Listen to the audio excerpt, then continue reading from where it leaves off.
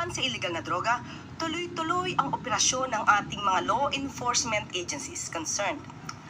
Nagkaroon ng 63 anti-illegal drug operations ang PIDEA sa huling linggo ng Mayo, taong kasalukuyan.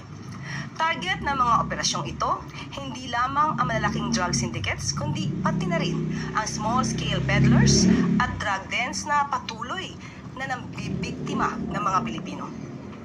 Kabilang sa mga isinagawa ng PIDEA ang 44 buy-bust operations, 7 marijuana eradication operations, 7 search and seizure raids, at 5 interdiction efforts.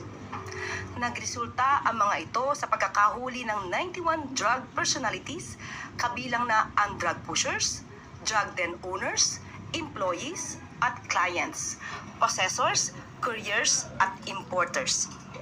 Ayon kay Chief PNP Nicolas Torre, pinapaalala niya sa mga pulis, huli, hindi patay. Panoorin po natin ito.